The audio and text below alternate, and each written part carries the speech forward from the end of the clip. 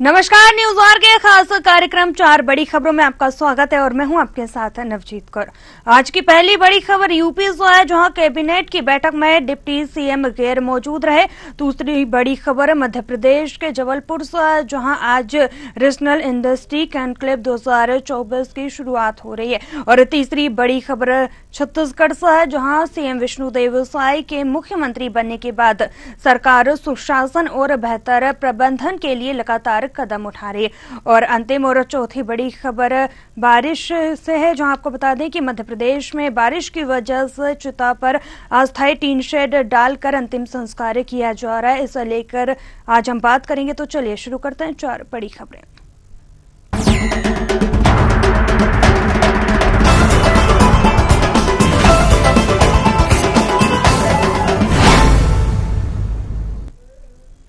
UP के deputy CM Keshav Prasad Maurya आज प्रयागराज पहुंचे।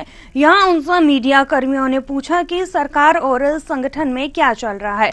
कुछ अफवाहें आ रही हैं, इस पर क्या कहेंगे। केशव ने मुस्कुराते हुए कहा कि कुछ नहीं चल रहा, अफवाह है। वहीं धन्यवाद। आपको बता दें कि केशव प्रसाद प्रयागराज में आज कैबिनेट मंत्री नंद गोपाल गुप्ता के बेटे की शादी में रिसेप्शन में शामिल हुए हैं। हालांकि थोड़ी देर बाद सीएम योगी भी प्रयागराज पहुंचे और सर्किट हाउस में अधिकारियों के साथ बैठक की। केशव प्रसाद बैठक में शामिल नहीं हुए, वह कौशांबी के लिए निकल गए। चलिए, इसी पर अधिक जानकारी के लिए हमारे साथ प्रशांत राव जुड़ चुके हैं। प्रशांत, आपसे जानना चाहेंगे कि जिस तरीके की अफवाहें निकलकर सामने आ रही है और केशव प्रसाद मौर्य ने मुस्कुराते हुए कहा कि ऐसा कुछ नहीं चल रहा है, तो इसके क्या मायने निकाले जा सकता है? मायने नवजीत देखिए साफ हो गए हैं। उत्तर प्रदेश के डिप्टी सीएम केशव प्रसाद मौर्य आज प्रयागराज पहुंचे थे, जहां प्रयागराज में आज कैबिनेट मंत्री नंद गोपाल गुप्ता नंदी के बेटे की शादी थी। शादी के कार्यक्रम में तो पहुंचे और इस कार्यक्रम में मुख्यमंत्री योगी आदित्यनाथ पहुंचे, लेकिन क्योंकि प्रयागराज में क्षेत्रीय कार्य समिति की बैठक चल रही है और उसमें उनको संबोधित करने जाना था, कल ही इस कार्यक्रम में अपरिहार्य कारणों की वजह से उन्होंने इस कार्यक्रम को निरस्त करने की घोषणा की थी। 19 और 20 2 दिन की क्षेत्रीय कार्य समिति थी, लेकिन आज वो प्रयागराज तो पहुंचे, लेकिन नंद गोपाल गुप्ता जो कैबिनेट मंत्री उनके बेटे के शादी समारोह में आशीर्वाद देने पहुंचे, लेकिन क्षेत्रीय कार्य समिति की बैठक में नहीं पहुंचे।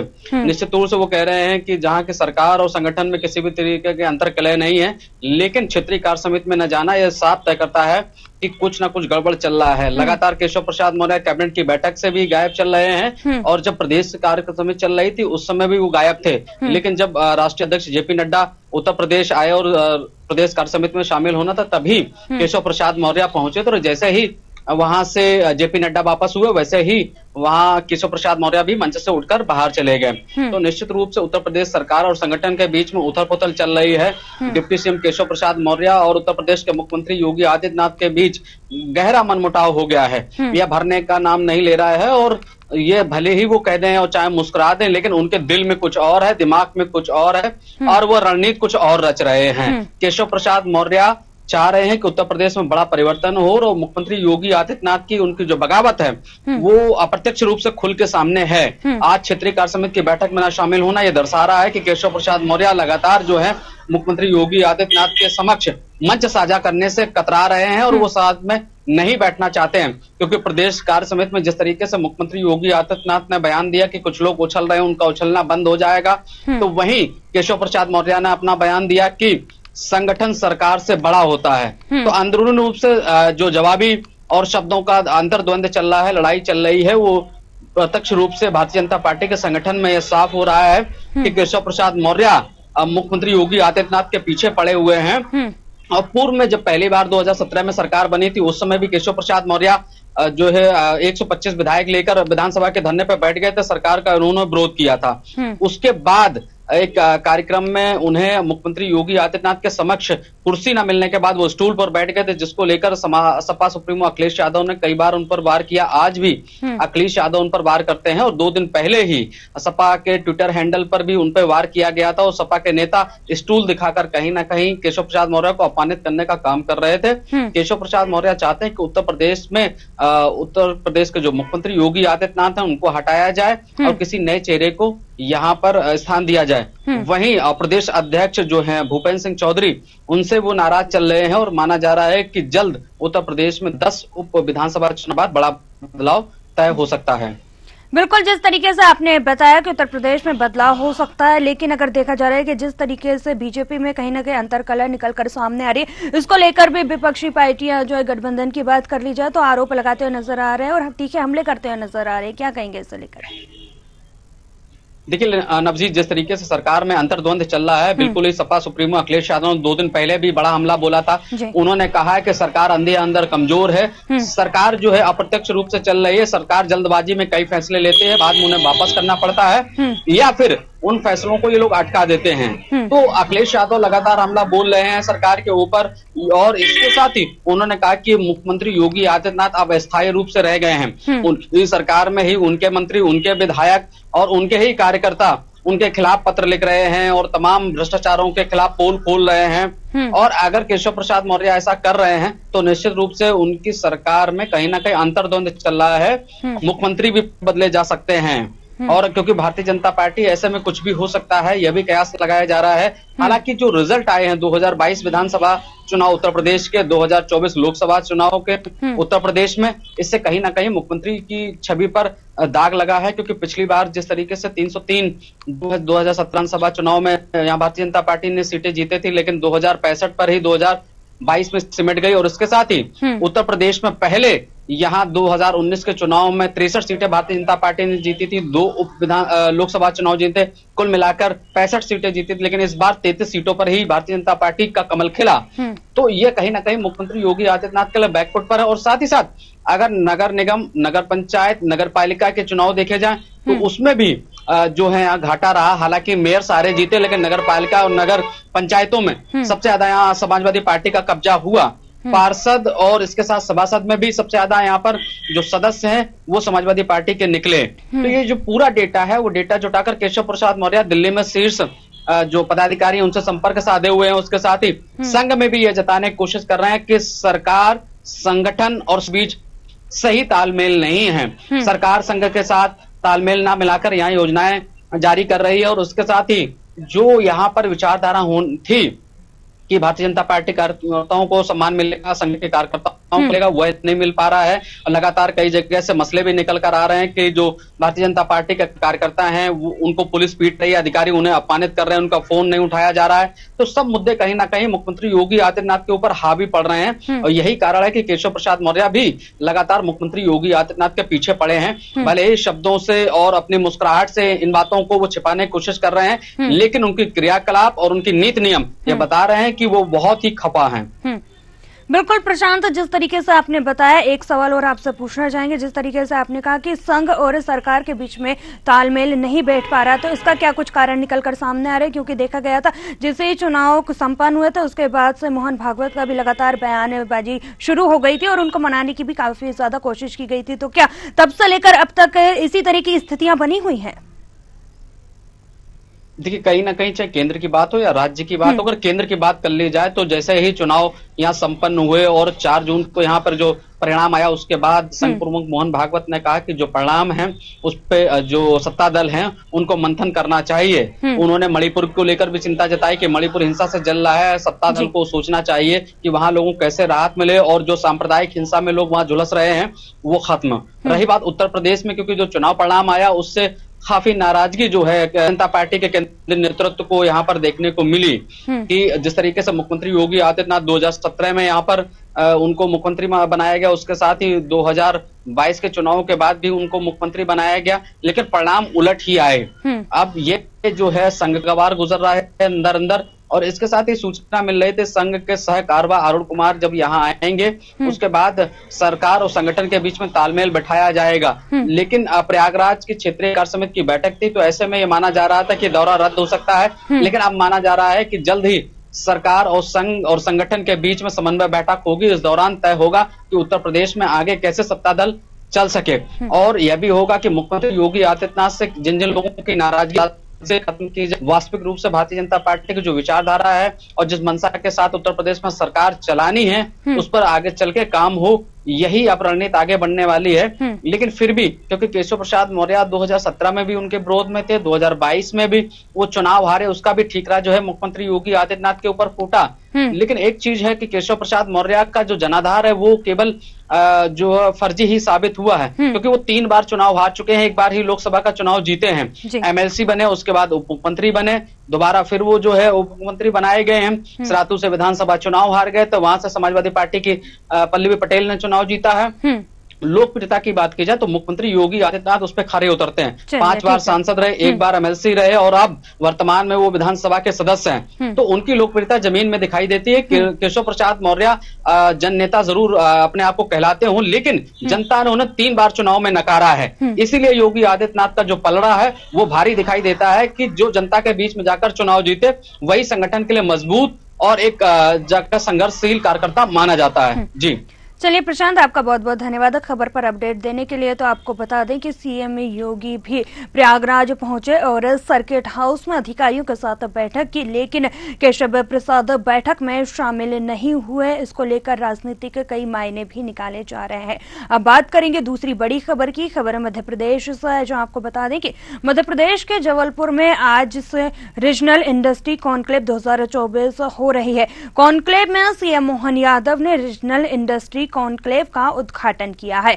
इस मौके पर लोक निर्माण मंत्री राकेश सिंह, पंचायत मंत्री प्रहलाद पटेल, एमएसएमई मंत्री चैतन्य कश्यप भी रहे। जबलपुर में नेताजी सुभाष चंद्र बोस कॉन्क्लेव सेंटर में 5 देशों और 9 राज्यों के 3500 से अधिक निवेशक शामिल हुए। इस दौरान सीएम डॉक्टर मोहन यादव ने इन्वेस्टमेंट प्रमोशन पॉलिसी बुक का भी विमोचन किया है। वही उद्योगपतियों ने सरकार के इस प्रयास की जमकर तारीफ की। उन्होंने कहा कि मध्य प्रदेश में निवेश के अपार संभावनाएं जताई जा रही हैं। मुख्यमंत्री ने कार्यक्रम में निवेशकों को संबोधित करते हुए कहा कि समय बदल रहा है और बदलते समय के साथ प्रधानमंत्री मोदी के नेतृत्व में भारत ने एक नई ऊंचाई की ओर कदम बढ़ाया है। सीएम ने कहा कि मध्य प्रदेश प्रधानमंत्री नरेंद्र मोदी के साथ चलने को तत्पर है। हम मोदी जी के नेतृत्व में आपको बता दें कि 5वीं अर्थव्यवस्था बन चुके हैं, ऐसा सीएम डॉक्टर मोहन यादव ने कहा है। तो आपको बता दें कि जिस तरीके से देखा जा रहा है कि मध्य प्रदेश के जबलपुर में इसका आयोजन किया गया है और नेताजी सुभाष चंद्र बोस कन्वेंशन सेंटर में 5 देशों और 9 राज्यों के 3500 से अधिक निवेशक शामिल हुए। इस दौरान सीएम डॉक्टर मोहन यादव ने इन्वेस्टमेंट प्रमोशन पॉलिसी बुक का विमोचन किया है और उद्योगपतियों ने सरकार के इस प्रयास की जमकर तारीफ की है। उन्होंने कहा है कि मध्य प्रदेश में निवेश की अपार संभावनाएं हैं। मुख्यमंत्री ने कार्यक्रम में निवेशकों को संबोधित करते हुए कहा, समय बदल रहा है और बदलते समय के साथ प्रधानमंत्री मोदी के नेतृत्व में भारत ने एक नई ऊंचाई की ओर कदम बढ़ाया है। सीएम ने कहा कि प्रधानमंत्री नरेंद्र मोदी के साथ चलने को मध्य प्रदेश भी तत्पर है। हम मोदी जी के नेतृत्व में 5वीं अर्थव्यवस्था बने हैं। तो जिस तरीके से देखा जा रहा है कि मध्य प्रदेश के जबलपुर में इसका आयोजन किया गया है और इसमें 5 देशों और 9 राज्यों के 3500 से अधिक निवेशक शामिल हुए हैं। जबलपुर में आज को रीजनल इंडस्ट्री कॉन्क्लेव 2024 हो रही है। कॉन्क्लेव में सीएम डॉक्टर मोहन यादव ने रीजनल इंडस्ट्री कॉन्क्लेव का उद्घाटन किया है।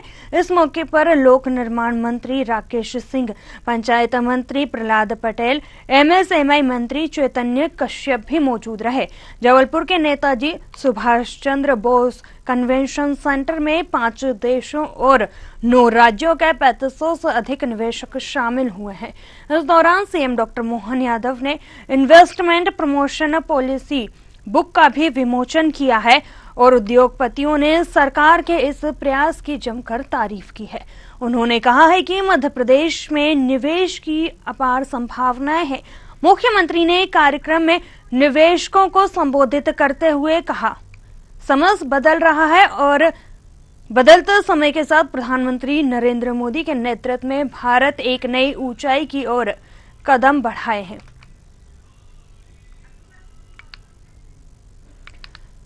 वे आपको बता दें कि सीएम ने कहा, मध्य प्रदेश प्रधानमंत्री नरेंद्र मोदी के साथ चलने को तत्पर है। हम मोदी जी के नेतृत्व में 5वीं अर्थव्यवस्था बने हैं। तो जिस तरीके से देखा जा रहा है कि इसका आयोजन जबलपुर में किया जा रहा है और इसी के तहत आपको बता दें कि रीजनल इंडस्ट्री कॉन्क्लेव 2024 हो रही है। कॉन्क्लेव में सीएम डॉक्टर मोहन यादव ने रीजनल इंडस्ट्री कॉन्क्लेव का उद्घाटन किया। इस मौके पर आपको बता दें कि मंत्री भी शामिल हुए और जबलपुर के नेताजी सुभाष चंद्र बोस कन्वेंशन सेंटर में 5 देशों और 9 राज्यों के 3500 से अधिक निवेशक शामिल हुए।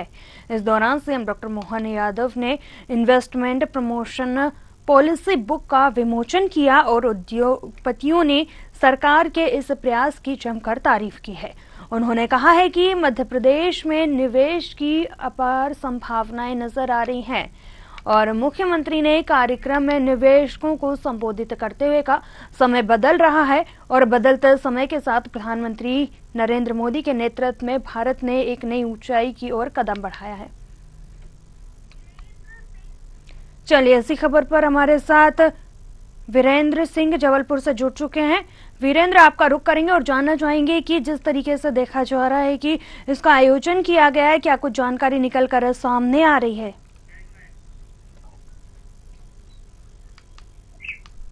जी वीरेंद्र, आप तक हमारी आवाज पहुंच रही है? चलिए, वीरेंद्र से हमारा संपर्क नहीं हो पा रहा है। तो मुख्यमंत्री ने कार्यक्रम में निवेशकों को संबोधित करते हुए कहा कि समय बदल रहा है और बदलते समय के साथ प्रधानमंत्री मोदी के नेतृत्व में भारत ने एक नई ऊंचाई की ओर कदम बढ़ाया है।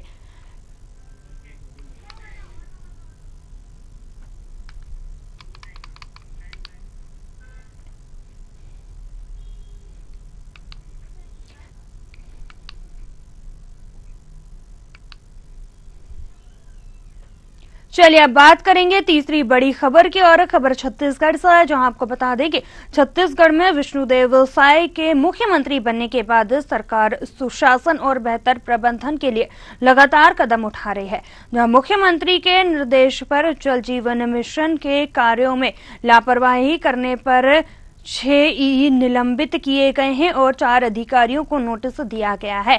आपको बता दें कि सरकार की महत्वाकांक्षी योजना जल जीवन मिशन में लगातार अनियमितताओं की शिकायत मिल रही थी, जिसमें जवाबदेही तय करते हुए उप मुख्यमंत्री अरुण साव ने निर्धारित समय में कार्य पूरा करने के निर्देश दिए। विभिन्न इलाकों के अधिकारियों को कारण बताओ नोटिस भी जारी किया गया है।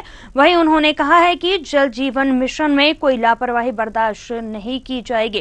क्या कुछ कहा है, आपको सुनवाते हैं। प्रधानमंत्री माननीय नरेंद्र मोदी जी की अति महत्वाकांक्षी योजना जल जीवन मिशन, हर घर तक नल से शुद्ध पेयजल पहुंचाने की ये योजना है। ये बहुत ही महत्वपूर्ण योजना है, न केवल केंद्र सरकार के लिए, राज्य सरकार के लिए, अपितु आम जन के लिए ये बहुत महत्वाकांक्षी योजना है। इस योजना के क्रियान्वयन में जिस तरह से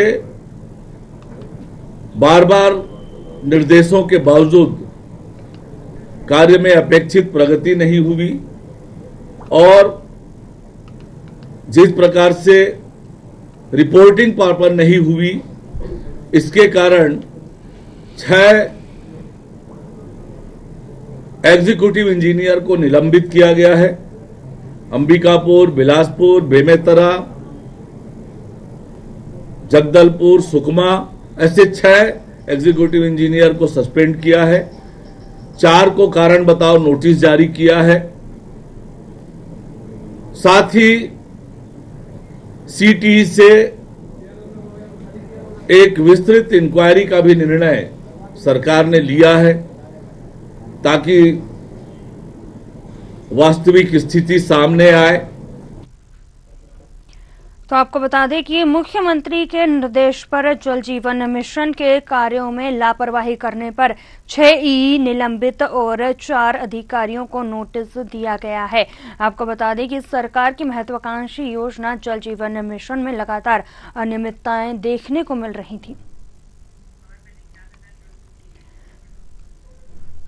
चलिए, इसी पर हमारे साथ जिज्ञासा छत्तीसगढ़ से जुड़ चुके हैं। जिज्ञासा, आपका रुख करेंगे और जानना चाहेंगे कि जिस तरीके से देखा जा रहा है कि जल जीवन मिशन योजना के अंतर्गत भारी अनियमितताएं देखने को मिली है, इसके चलते छत्तीसगढ़ की सरकार एक्शन मोड में नजर आ रही है, क्या कुछ जानकारी है? जी जिज्ञासा।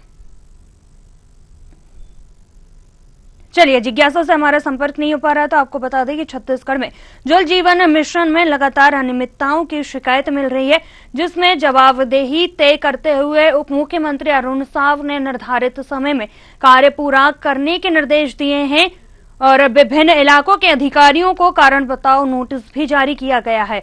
वहीं उन्होंने कहा है कि जल जीवन मिशन में कोई लापरवाही बर्दाश्त नहीं की जाएगी।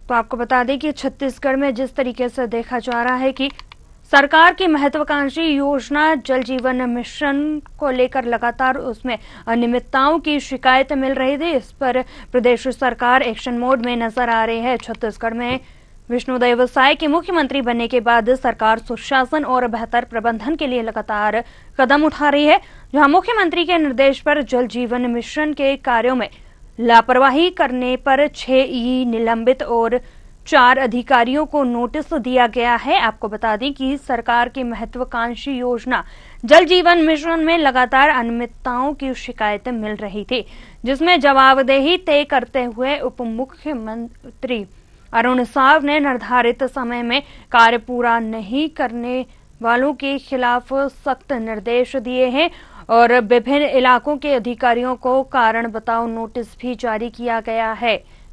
वहीं उन्होंने कहा है कि जल जीवन मिशन में कोई लापरवाही बर्दाश्त नहीं की जाएगी। तो छत्तीसगढ़ में देखा जा रहा है कि जिस तरीके से जल जीवन मिशन को लेकर एक बार फिर सरकार जो है एक्शन मोड में नजर आ रही है। इस योजना के अंतर्गत अनियमितताओं की शिकायत मिलने पर सरकार एक्शन मोड में है। वहीं 6 ई निलंबित किए गए हैं और 4 को नोटिस भी दिया गया है। लगातार देखा जा रहा है कि छत्तीसगढ़ में सुशासन और बेहतर प्रबंधन के लिए लगातार सरकार कदम उठा रही है, जहां मुख्यमंत्री के निर्देश पर जल जीवन मिशन के कार्यों में लापरवाही सामने आने पर 6 ई निलंबित किए गए हैं और 4 अधिकारियों को नोटिस भी जारी किया गया है। चलिए, इसी खबर पर हमारे साथ जिज्ञासा जुड़ी हुई है छत्तीसगढ़ से। जिज्ञासा, आपका रुख करेंगे और जानना चाहेंगे कि जिस तरीके से देखा जा रहा है कि जल जीवन मिशन योजना के अंतर्गत भारी अनियमितताएं देखने को मिली हैं और इसके दौरान जो है प्रदेश की सरकार अब एक्शन मोड में नजर आ रही है, क्या कुछ जानकारी है आपको?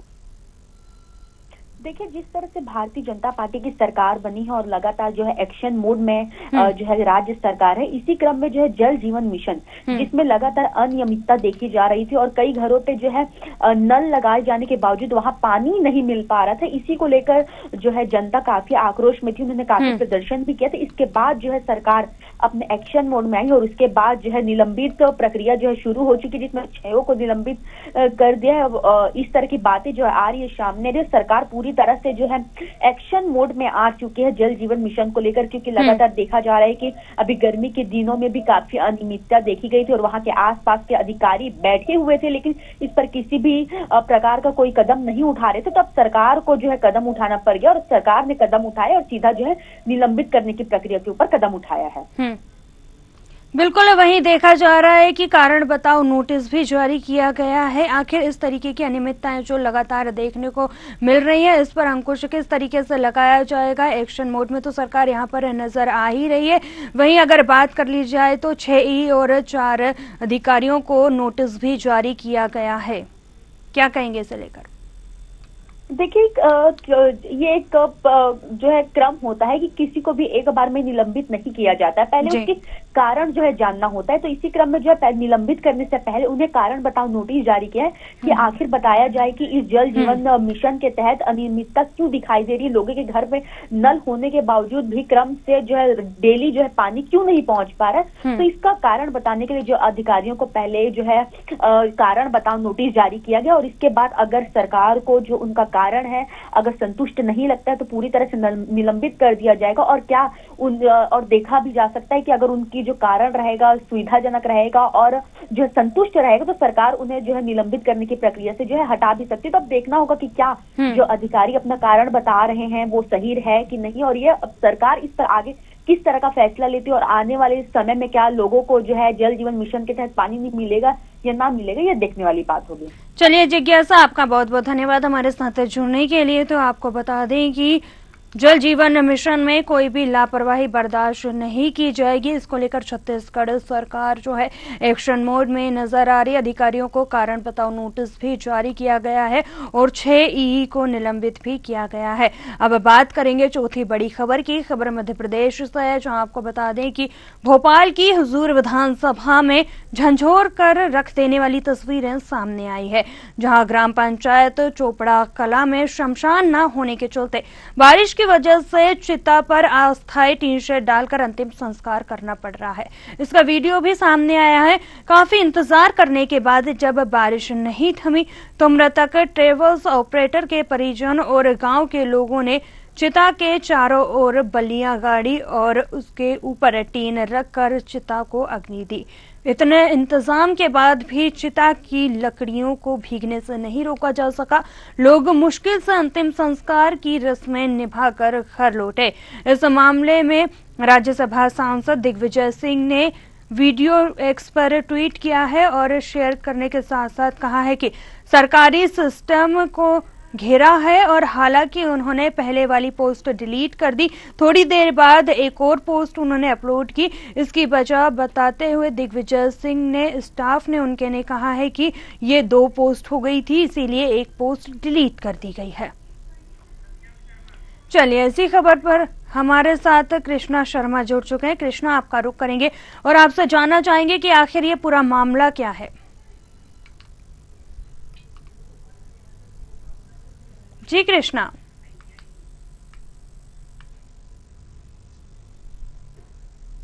कृष्णा, आप तक आवाज पहुंच रही है? चलिए, कृष्णा से हमारा संपर्क नहीं हो पा रहा है। तो ये जो तस्वीरें हैं ये मध्य प्रदेश के भोपाल से है। इस पर आपको बता दें कि दिग्विजय सिंह ने भी ट्वीट किया है। तस्वीरों में आप देख सकते हैं ये तस्वीरें झंझोर कर रख देने वाली तस्वीरें हैं। आपको बता दें कि ग्राम पंचायत चोपड़ा कला में शमशान न होने के चलते बारिश की वजह से चिता पर अस्थायी टीन शेड डालकर अंतिम संस्कार करना पड़ा है। इसका वीडियो भी आप देख सकते हैं टीवी स्क्रीन पर। काफी इंतजाम करने के बाद जब बारिश नहीं थमी तो मृतक ट्रेवल्स ऑपरेटर के परिजन और गांव के लोगों ने चिता को चारों ओर से बल्लियां गाड़ी और उसके ऊपर टीन रखकर चिता को अग्नि दी।